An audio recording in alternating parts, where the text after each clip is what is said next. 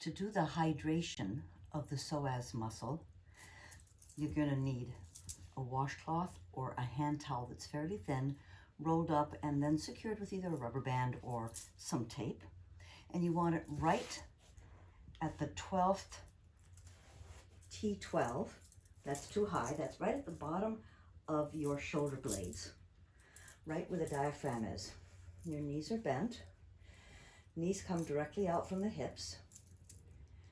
And just breathe into it. Allow your sternum to sink back down into it.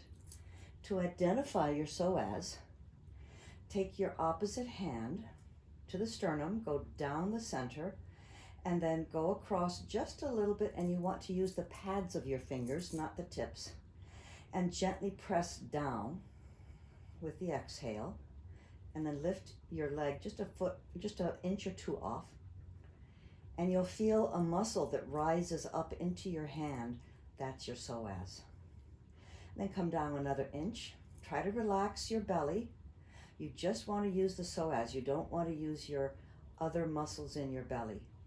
And continue to move down an inch at a time as you follow that psoas. Remember, it attaches to T12, from T12 down to the lumbar 1, 2, 3, 4, and then it attaches to the inside of your leg.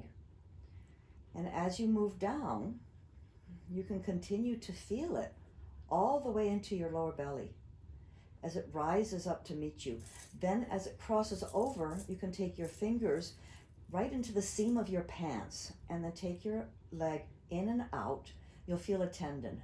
When you feel that tendon, then come forward a little bit closer to the front and go in and out. You'll feel another tendon. And then find that space right in between those two tendons. That's where the psoas attaches. So when you lift up the leg, you might be able to feel the psoas reaching up into your fingers. I can feel it right there. So that's feeling it. Now let's do the very gentle rocking and hydrating. So I'm pressing, my knees are directly out from my hips.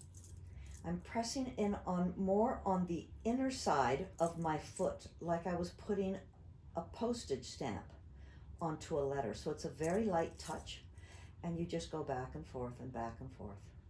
And then you move your washcloth down until you get to the next vertebra, and you do the same thing. And you continue moving down your back, and when you get to your, so I'm going to go down another notch. I'm doing it faster than what you would want to do it. You'd want to do it a little bit slower. And when you get down to the lumbar spine, where the back curves away from the floor and you're no longer feeling it, that's when you can take your knees up and then just rock back and forth with your knees.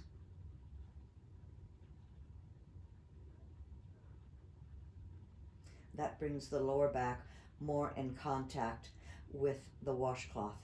And continue to move it down.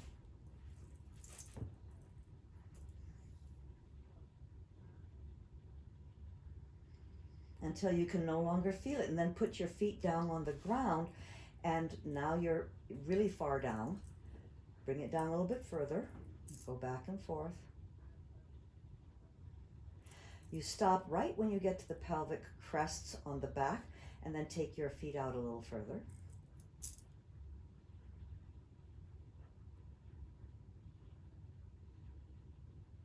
And then take your feet out a little further, and now you can start just going up and down, pointing and flexing your toes until you finally get to the place where they're straight, and you just point and flex your toes. And it's at about this rate, 1 and 2 and 3 and 4 and 5, sort of like if you were doing CPR. And then you can remove it and compare maybe what you feel from when you were lying in Shavasana before.